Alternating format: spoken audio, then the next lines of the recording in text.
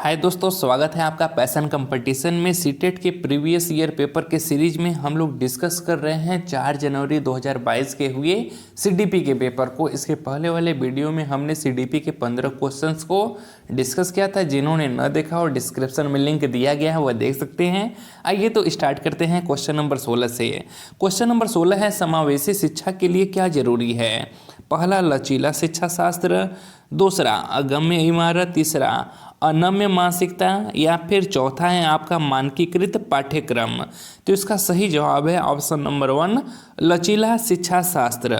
समावेशी शिक्षा के लिए लचीला शिक्षा शास्त्र होना अत्यंत आवश्यक है, क्योंकि लचीला शिक्षा शास्त्र ही प्रत्येक बच्चे की आवश्यकता को पूर्ण कर सकता है तथा विकास की गति को प्रोत्साहित कर सकता है।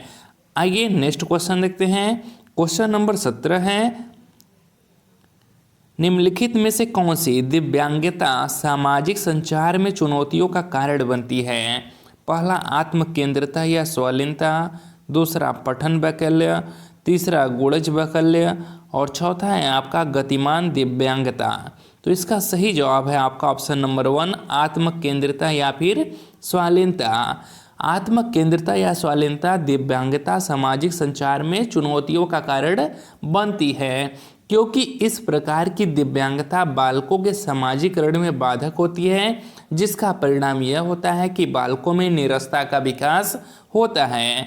आइए नेक्स्ट क्वेश्चन देखते हैं। क्वेश्चन नंबर 18 है, निम्न में से कौन सा सुविधाहीन और वंचित समूहों के शिक्षार्थियों को शामिल करने में मदद करता है? पहला, विविधता को महत्व।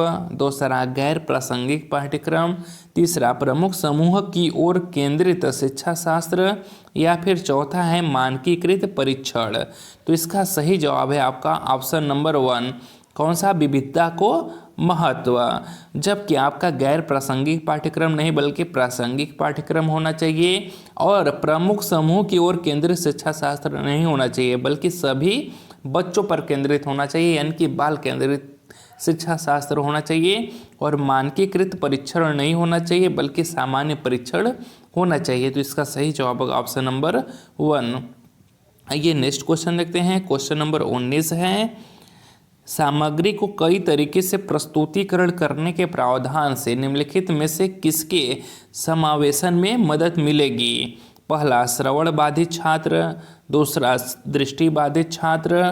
तीसरा, अधिगम कठिनाई महसूस करने वाले छात्र। या चौथा, गतिमान दिव्यांगता वाले छात्र।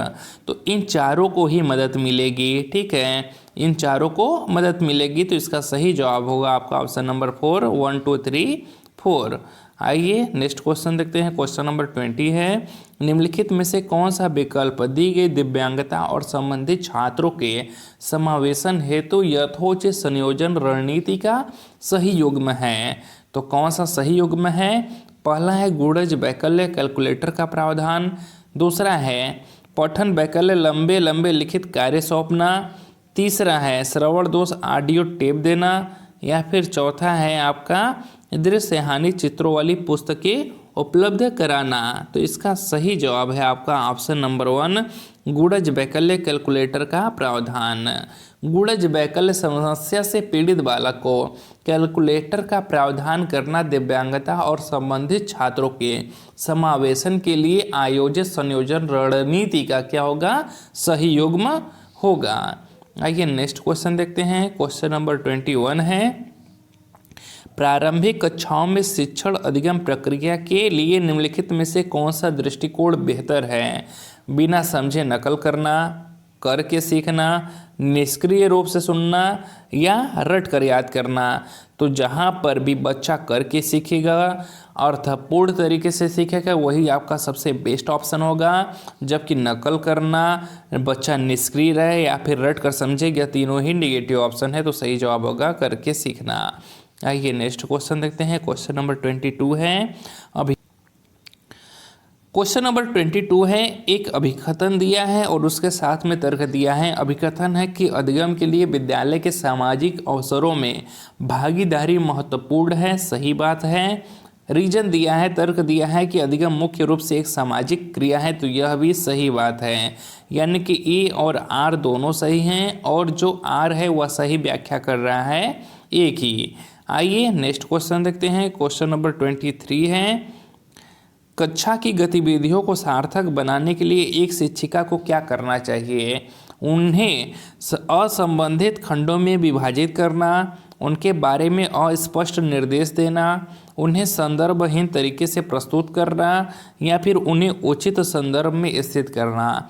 तो इसका सही जवाब होगा ऑप्शन नंबर 4, उन्हें उचित संदर्भ में स्थित करना।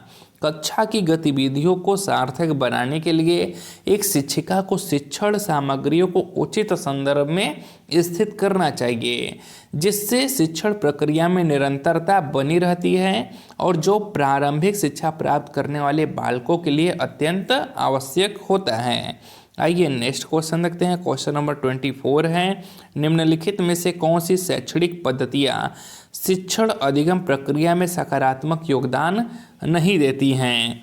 पहला है आवश्यकता के अनुसार पाठ्यचर्या अनुकूलन, दूसरा है छात्रों के अनुभवात्मक शिक्षा, तीसरा है पाठ्यचर्या नियोजन में नवाचार, या चौथा है परीक्षा केंद्रित कठोर शिक्षण रणनीतियाँ। तो यही सही जवाब है। जहाँ पर भी आपको निगेटिव ऑप्शन दिख जाए जैसे कठोर शिक्षण रणनीतियाँ, तो यह लागू नहीं करना है, यह बच्चों को किसी भी प्रकार से सहयोग नहीं करेंगे। तो यही सही जवाब होगा। आइए नेक्स्ट क्वेश्चन देखते हैं। क्वेश्चन नंबर 25 है, अभिकथन दिया है, उसके साथ में एक रीजन दिया है, तर्क दिए हैं। अभिकथन है कि एक शिक्षक द्वारा पढ़ाए जाने वाली विषय वस्तु को छात्रों के दैनिक जीवन के अनुभवों में से जोड़ना चाहिए। तो सही बात है। एनसीएफ 2005 भी इस पर बल देता है। तर्क दिया है कि बच्चे स्कूल में जीवन के बहुत से महत्वपूर्ण अनुभव लेकर आते हैं, जिस पर शिक्षिका को ध्यान देना चाहिए। तो यह भी सही है, यानी कि ए और आर दोनों सही है और आर सही व्याख्या करता है ए की। आइए नेक्स्ट क्वेश्चन देखते हैं। क्वेश्चन नंबर 26 है,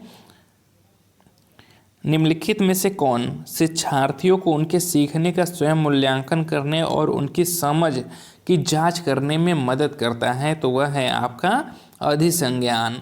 अधिसंज्ञान शिक्षार्थियों को उनके सीखने का स्वयं मूल्यांकन करने और उनकी समझ की जांच करने में मदद करता है, क्योंकि अधिसंज्ञान की स्थिति में बालक अपनी मानसिक प्रक्रियाओं का ज्ञान और समझ में उपयोग करता है।